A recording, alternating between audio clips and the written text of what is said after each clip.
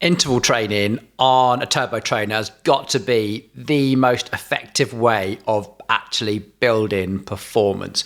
And that's what I want to get in today, like an introduction to intervals, because right now we're sort of January. It's a little bit early season for most of us training for the spring to really be getting into intervals, unless you're training for cyclocross right now. But now is the time to start experimenting with it, just seeing where you lie, where your numbers are, experiment with how things feel, what it is that you're trying to achieve. So it's okay to start building in the occasional interval training as part of your overall training plan for the year, but don't take them too seriously just now. This is just like, what is my 1 minute power? What is my 30-second power? That sort of thing before we start really building it in. So today's podcast is going to go from 5 seconds intervals right up to 5 minutes. I think after 5 minutes, we get into a different type of training. And I want to talk through how you can do interval training and why you should do interval training and why you should use anything from 5 seconds to 15 to 3 minutes or whatever it is, and how you can combine them all together to actually create really effective workouts for what it is you're trying to achieve. So hopefully this is going to be a useful podcast for you, really. I think there's quite a lot of information coming through this. And yeah, again, this is a very, very complex subject. The research on it is sometimes quite contradictory. So a lot of what I'm saying in this is based on what I've read and also what I've experienced with I guess we're over almost 500 athletes now and years of doing this and talking to people. I'm not one of those coaches that writes training programs to get feedback. Nearly all of my coaching is done stood next to athletes day to day with them on the turbo trainer, watching their numbers absolutely live, which kind of gives me, I think, a bit of a unique perspective on this, because you get a very visceral, is that the right word, sort of feedback. You get to actually visually see your athlete and how much they're suffering, but also get to see the heart rate rise and fall. You get to see their muscle oxygen rise and fall. We use these. We get to see their VO2 max respond as well. So build up a really, really strong picture and understanding. And again, with a whole range of different ages and abilities as well. So if this is contrary to what you believe, then that's where I'm coming from. But hopefully there's nothing in here that is too outrageous, but just hopefully just some good pointers, some good food for thought. And yeah, hopefully it'll start helping you as a more intelligent self-coach athlete start to make some good decisions about when you do them, how you do them, and hopefully move forward and get those performance gains. So I want to start off with just the reason you want to do interval training is because you can achieve an awful lot in a relatively short length of time. And the other really good thing is that you don't get massively stressed either. So normally, if you're addicted to Training Peaks or you have a coach using Training Peaks, then you'll probably be obsessed with that TSS score that we've talked about a long time ago, actually, and chasing that TSS and almost making sure it's accumulating. Whereas this is almost counter to that. You can actually achieve quite a lot of stress, but without achieving a massive TSS score. And that can be quite beneficial because you don't have such a long recovery. Now, if you were to do something like a really hard threshold type of workout, then as you know, you accumulate an awful lot of TSS inside, let's say, an hour's long warm-up workout. But in interval training, you can really, really push your body without accumulating too much stress. And I think that is a massive benefit. The other thing is you kind of get your body tuned into doing work harder than you normally do. And that way your body starts to respond in a different way. Remember, all of our training is about triggering an adaptation, telling your body that you need it to perform better than it's capable of doing right now in like short little blocks. And then the recovery process is really where all the changes happen. So your body doesn't get fitter in training, your body gets fitter in the recovery phase. And training with intervals allows us to strain our bodies, if you remember that podcast, and then allow for the recovery as well, which is the important thing. Not just recovery in the intervals, but you should find you get a faster recovery after the entire workout. And if you only have 30 minutes or so to do a workout, you can achieve so much more with some hard interval training than you can with half an hour's worth of endurance or threshold type training. So that is why I think it's really important. And especially if you become into that peak phase, you're just trying to get that last little, ounce of fitness ready for your big race. Intervals are the way to do it, where you tone down the volume of training you do, but turn up the intensity. That's where interval training comes in. But for the bulk of this is going to be pre-season phase. We're not quite there yet. This is about, building out your training year. Okay. So a common misconception, I guess, with interval training is it's all about anaerobic training, which is without oxygen. Well, I think that can be a little bit wrong, because one of the major benefits of interval training is that if you get the interval and the recovery phase right, then you can very steadily and safely elevate your heart rate and your respiratory rate, your metabolism essentially, up towards VO2 max without having to just slog it out. So you definitely can train your aerobic and your VO2 max very, very effectively with interval training. So you can achieve a lot in a short length of time.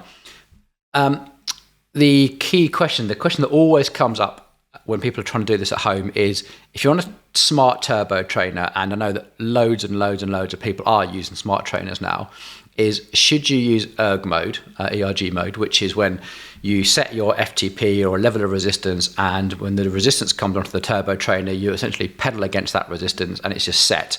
No matter what you do with your cadence, if you try and slow down or take it easy, the computer just keeps giving you the right amount of resistance for that power output. The other way of doing this is in course mode, where the turbo trainer might be replicating a percentage gradient, let's say a 2% or a 3% gradient slope, and you can change gears and adjust your cadence and it would respond a lot more like the road. Now, I think for intervals, there's no absolutely steadfast rule with this.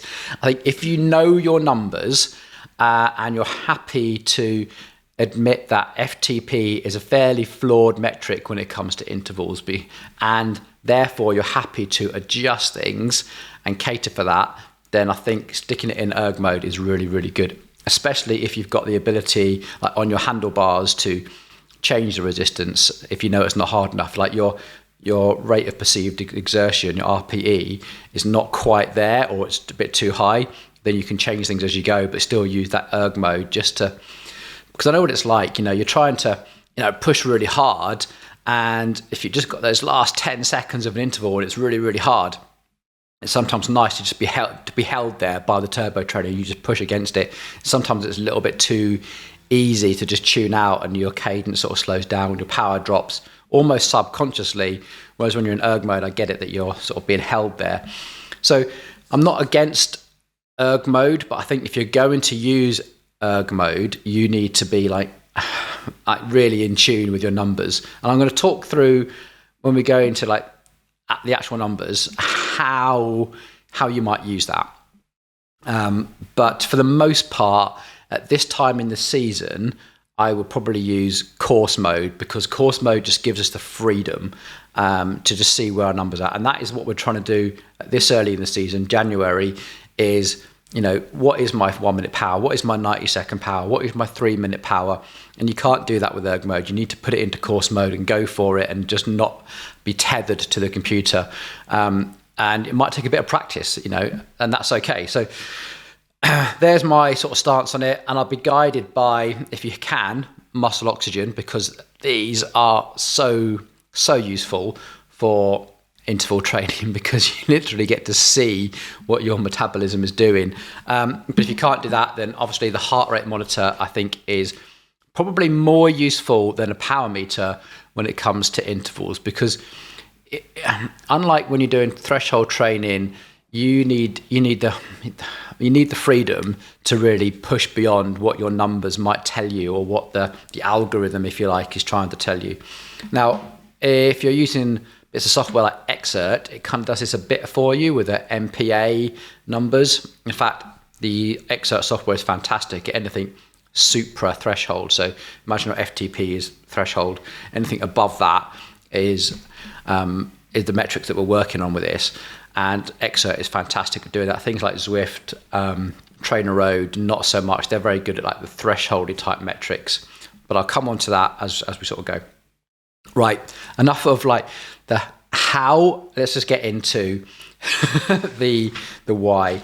I want to start with 5-second intervals, because these are, I think, some of the most overlooked intervals. I think these are super powerful. They can achieve an awful lot, way more than people give them credit for. And there's 2 ways of approaching a 5-second interval. One, very high power. And you don't even have to do the full 5 seconds. These are great for doing like standing starts, or from starting from a slow cadence and responding to that big bite of the turbo trainer. There's no way you can do this in erg mode. It's just the computer just won't keep up with it. So this is definitely something you do in course mode. Set it to about a 3% gradient slope. And as you see the countdown coming into the change, slow your cadence down a little bit, maybe even stop completely. You need some confidence if you're going to completely stop it, because the amount of torque that you're going to put through your bike to get it moving again, not all bikes, turbo trainers are great for that. So you experiment with it. But for the most part, I'd say slow your cadence down to about 75 RPM. And then as soon as you get that bite of the turbo trainer, that's when you really need to explode. And it's that big explosive effort that we're really looking for. I think 5 or 6 really strong, powerful pedal strokes, literally from top dead center, engage that glute and push down through to the floor. Think almost like doing deadlifts on the pedals. You should have so much resistance on that your whole upper body is under tension. In fact, even going into the interval, you start to prepare yourself. You let the red mist come down, you tighten your grip on the handlebars, you tense up your shoulders, you tense up your abs, almost contrary to everything else that we do when we're told to relax, but really build that tension in the upper body. Get those 2 sit bones like glued to the saddle, will be absolutely solid. When the timer hits go, you'd absolutely power up. And if all you manage is 5 or 6 really strong, powerful pedal strokes, that's fine. If that took you 3 seconds, that's fine. That's what we're looking for in these, an absolutely massive kick of power. And this should be really, for women, 3 to 3.5 times your FTP and beyond. Don't be held. For guys, this can be 4, 5, maybe even 6 times your FTP. We're talking like the big 1,000 watt, explosive power efforts here. And yeah, they're really powerful, but you need an awful lot of rest in between. So do a good quality warm up, a good 20 minutes, make sure everything is fired up. Do one of these, give yourself, I'd say at least 3 minutes, maybe even 4 minutes, complete recovery. Let that heart rate come down, that oxygen resaturate. You should be at the point where you're almost ready for the next one. You shouldn't feel like your heart rate has climbed, you've started to recover, and you're almost just starting to think, oh God, I wish we could get on with it. That's probably about the right level of rest for a 5-second interval. So if you feel like you're not quite ready, just take more rest, because it should feel like what will happen, in fact, is that you won't really see a rise in heart rate or a drop in oxygen levels straight away. You'll probably look up and you'll start seeing your stats rise or fall depending on what device you're using. And then you have this big reaction, and then everything will start to settle down again. You'll get your breath back, you'll take a drink of water, another couple of minutes, you'll be like, oh, right, okay, I wish we could go again. Oh, I've still got 30 seconds to wait. That's probably how you want to be feeling when you're on the turbo trainer, almost like going, come on, I'm ready now. And then you can go again. And I probably wouldn't do too many of these. I'd use like the first one as a practice, just get everything right. The second one should be your absolute, oh my God, give it everything. And your third one is almost like your backup, or test yourself to see if you can replicate the effort. I probably wouldn't do more than 3. Now, these can actually be really powerful, built into an endurance session as well. So you could do a really big, punchy, hard effort, and then build it into sort of a zone 2, zone 3 tempo sort of workout, and then try and do another 3 big max power efforts. And that way you can test your recovery and your fueling throughout your workout as well. So that's how I'd use that. I might use sort of shorter or sort of slightly longer intervals in a bigger workout. But really, when you're doing these are big, powerful efforts. Okay, I won't spend this much time talking about every single one, I promise you.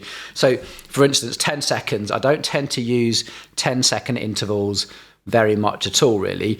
They don't really achieve anything significant in my mind. They're not quite long enough that you need to really think about breathing and pacing, and they're not quite short enough to do at a really, really high power. So I don't tend to use 10 seconds.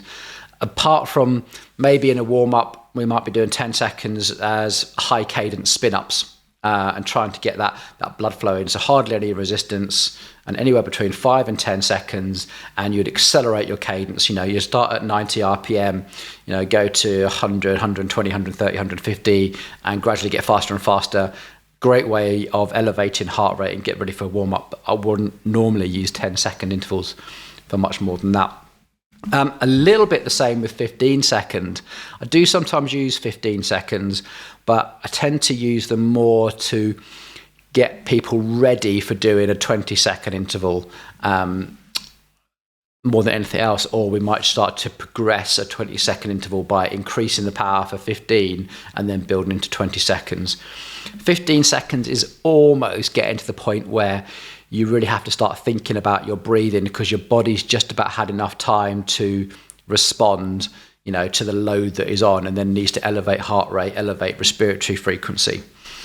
So, so that builds me onto the 20-second, and this is one of my favorite interval lengths. I think you can achieve an awful lot in a 20-second long interval with the right amount of rest. And the reason is that you get that initial kick. You have to get over that initial resistance. You build it up. And then the first 5 seconds is almost just fighting over the resistance. Then the next 5 seconds sort of feels a bit tough. Then 5 seconds feels like, oh my God, feels like really hard. And then you think, oh, I've only got 5 seconds left. I can make this through to 5 seconds. And that's sort of how your thought process goes through a 20-second interval. And that's what we're looking for. You're looking for that anaerobic process kicking in.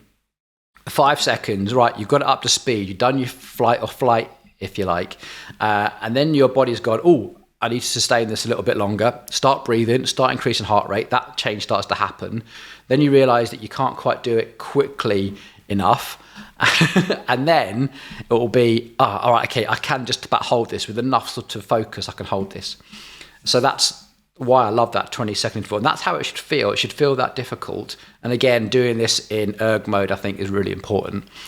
And then normally combine this with about 40 seconds of rest. And again, if you're using muscle oxygen sensors, what you'll see, it should take around 15, 20 seconds-ish for your body to actually start recovering. So you'll start seeing it'll continue to drop. It'll continue to drop after the load has been released. And then your body will start to catch up. Remember, your body is always trying to supply oxygen to all the vital organs first. So you're taking the load off and your body's going to go, oh, brain, heart, lungs, that all needs some oxygen. Let's get some oxygen in there first. Now I can start replenishing the oxygen in my muscles. And you should start to see that happening after about 15 seconds. The fitter you get, the quicker that will happen. And then by 40 seconds, you should have just about recovered. Maybe just, in terms of these, just 1 or 2% of oxygen saturation lower, or your heart rate, if you're using a heart rate monitor, hasn't quite recovered back to where it was. It's maybe just a couple of beats elevated. And you're going to do a series of 20-40s, 20 seconds on, 40 seconds off.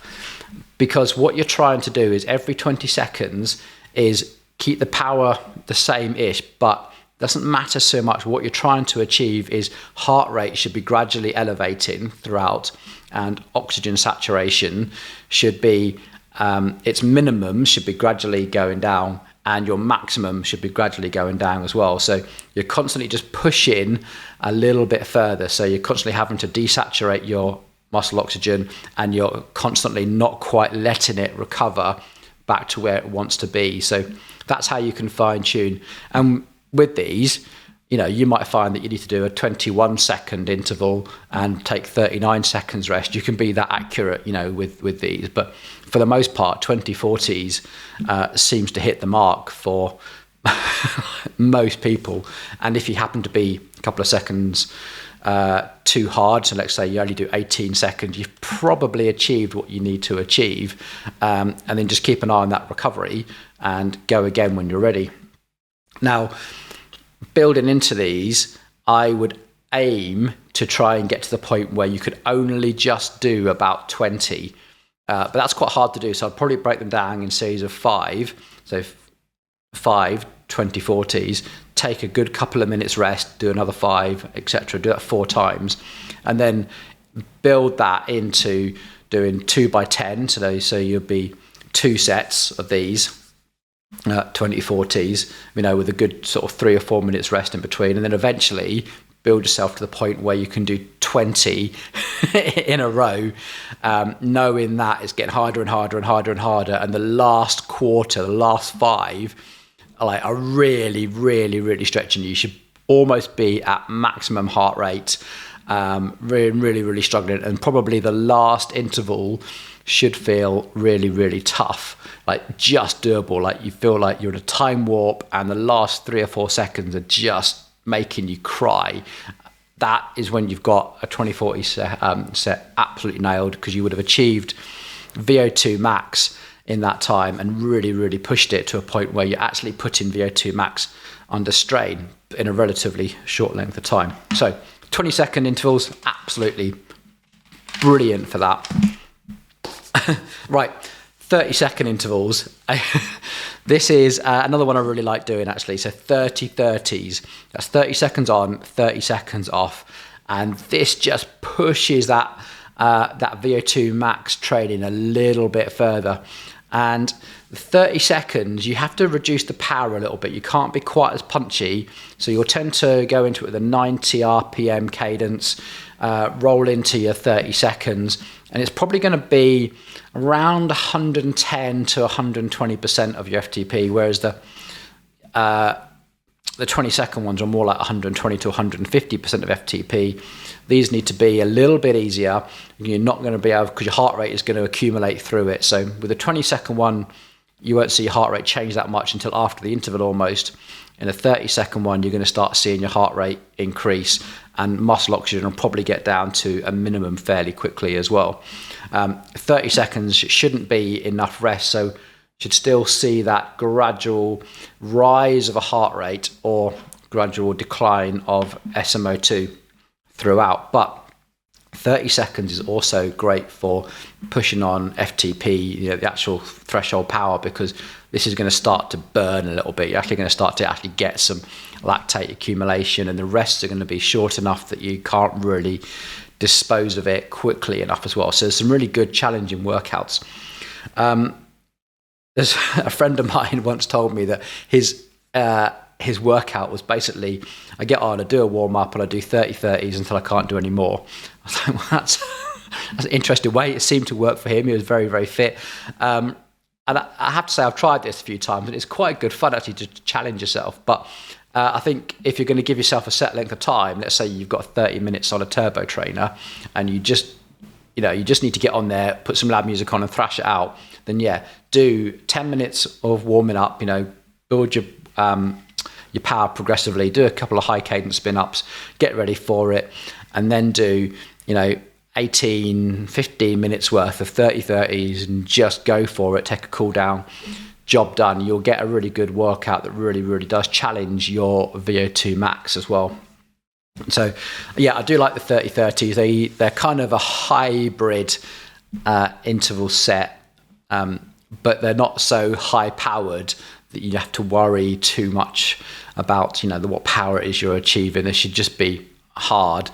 But okay, 45 seconds. I don't really use 45 seconds at all.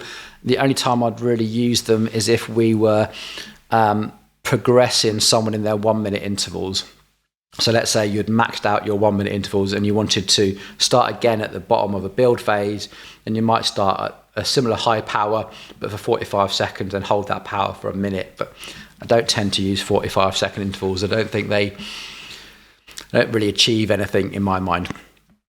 So, but that does take me on to the 60-second, so 1 minute intervals, and I think this has a similar effect to your 20 seconds. So, in a 60-second interval, 1 minute, your FTP can be around 105 to 110, which means that your legs are gonna start burning after about 20 seconds.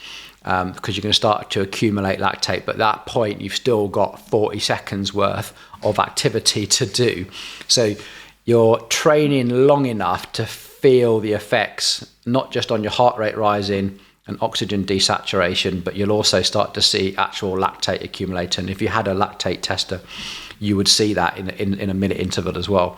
And 1 minute recovery is not quite enough to clear it all as well. So it's not quite sufficient recovery.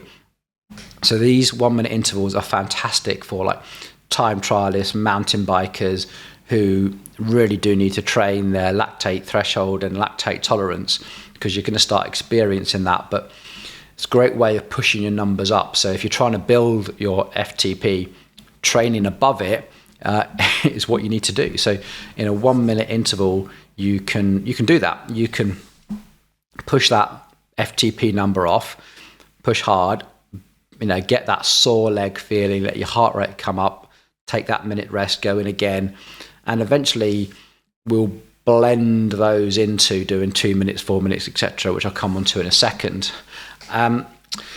All I'd say is keep an eye on your recovery through these, and I'd probably try and say keep the power output of your 1 minute intervals consistent. And if you need to, take slightly longer rest would be the way I normally approach it. It's because what we're trying to do is achieve a power rather than build VO2 max. This isn't somewhere where we can take you to VO2 max. So if you've built out yourself a workout, let's say doing 15 of these is a pretty challenging workout, and you've come off an interval and you only did, 52 seconds, what I'd probably do is maybe just sit out the next interval. So take a good 2 minutes rest, recover, and then see if you can complete the workout once you've had those 2 minutes rest at your power levels. I think the worst thing you can do with 1 minute intervals is to start to gradually turn down the resistance. So if you go into it a little bit cocky, then and you're trying to push your power up a little bit, and then you go, oh, I've only done 5, I'm just going to turn it down and get through the rest of the workout.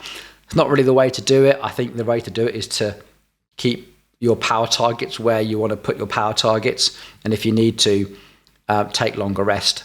And then as you sort of progress, if you like, that's when you start to go, well, last time I only did 5, then I had to take an extra long rest. This time I'm going to do 6 and then take an extra long rest, or whatever it is. And eventually you should be able to do about 15 at that higher level. And then you can start back again and build up. So yeah, you can achieve a lot with 1 minute on, 1 minute off in terms of building your FTP. Okay, I think we're almost into like the interesting end, I guess. Now, as we start building to the longer ones, where we start to get towards critical power, VO2 max, real solid like effort, I don't tend to use 2 minute intervals apart from to check readiness. So what I mean by that is when you start doing 3 minute, 5 minute intervals, they're going to be really tough. And if you're not ready, you're not fueled, you're not rested, then you're not going to succeed. So I tend to use the 90-second, 2 minute interval as a check-in. So you do your warm up, and then I might go, right, let's do a 2 minute interval, and might do 2 of them, 2 by 2 minutes, something with 2 minutes rest in between, and then go, right, check in. How do you feel right now? Do you still feeling good? Are you still feeling fired up? Is your heart rate responding? Is your oxygen responding? Is your lactate responding? Are you well fueled? And then go, yes, I am. I'm feeling fantastic. I'm going to go in and do my 3 minute and my 5 minute intervals, which I'm going to talk you through in a second. Or do you say like, no, do you know what? I'm not up for that today. I need to turn it down a little bit. Let's do some 30-30s, or let's just do a tempo or endurance workout and save this for another day. So I tend to use the 2 minutes as a little sanity checker, if you like. And then the 3 minute and the 5 minute are my, I won't say favorite because they're absolutely horrible. You've really got to be in the right mindset to do it, but they are so powerful because 3 minutes of really, really hard work is really challenging. It's a really difficult length of time to pace well because you want to go hell for leather and you want the last dying seconds to be the absolute hardest. But you also want to pace it well. And this is really, really hard to get right. So what I tend to do is prescribe sets of 3, so 3 by 3 minutes, so 9 minutes in total, and maybe 2 minutes rest in between, maybe 3 minutes, depending on the athlete. And what I might do for the first one is start hard and gradually get a bit easier. Phil, how did you feel about that? The next one, maybe do the same if you want to, but then build into just doing it static. Can you hold the same power throughout that 3 minutes? And that'll be based on, the interval you did previously. And then the last one, see if you can start at that level and then ramp it up and get harder and harder and harder, so that those last few seconds are the really, dying ones. Remember, we're trying to trigger an adaptation. So if we can build, and then with all the confidence we have, you go, right, the last 30 seconds of the last 3 minutes, that is when I absolutely explode, bury myself, complete this workout. And then I think it's always worth plan, doing, reviewing, go back, look at your average power data, build that knowledge into your next 3 by 3 block. Where are you going to start? So I might then build into doing 3 by 3 at exactly the same power. And then that will build on to 3 by 3, exactly the same power, but the last one being ramped. You get the idea. So we've got some progression inside those 3 minutes. And so lastly, the 5 minute interval. I tend to do this like mid-season, at the sort of middle part of a build phase, when we've got the confidence in our power numbers. We're not quite there at peak phase. So these aren't going to really be done probably until mid-springtime, really. But these are fantastic for anyone that's trying to do hill climbing or more sustained efforts. Fantastic for like cross-country mountain biking, cyclocross, gravel racing, when you need that short, explosive effort of like powering up an off-road climb. You get the idea. That's the sort of thing. And again, I'd probably do something similar to those 3 minutes.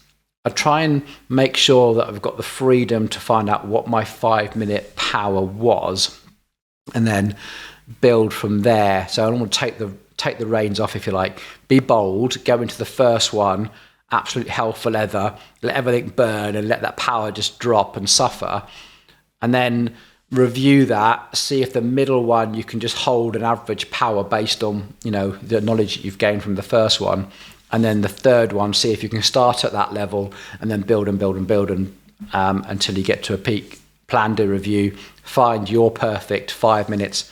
And it might be like 106, 107, 112% of FTP or something. So this is where you need to be really quite accurate, and just going by, 100 and something of FTP from the books. I think you really need to dial this down and really pay close attention to your heart rate data. How you feel in these 5 minute ones are really important, because you can really lose sight of things. This is going to be VO2 max. This is going to be absolutely maximum heart rate. By the time you finished the last few seconds of the last block of 5 minutes, that should almost be at your max heart rate. It'd be a pretty uncomfortable place to be. So you only want to go there when you've got the confidence in your numbers and your rate of perceived exertion to really take yourself there. And like I say, be on form. Do those little 2 minute tests at the start, and check that you're ready for such a beast of a workout. And don't need to get carried away. You can just do your warm up, rest, see what's happening with your body. Do your 3 by 5, and that's it. Done. You don't need to do much more on the turbo trainer than that. Potentially, once you're done, get some time on a little zone 2 cool down, that sort of thing. You don't really need to stretch these out. You can achieve an awful lot in a 40-minute type of workout. The important thing is warm up, and do a harder warm up than you think you need, because you really got to get that heart rate and that respiratory frequency boosted. Right. Well, I kind of hope that was useful. It ended up being quite a long podcast in the end. This is, I say, just an introduction, just to get on there, experiment with it, and see how you go. This is the early season. You don't need to be taking these too seriously. This is just accumulating the knowledge of, what is my average on a 1 minute interval? What is my peak power?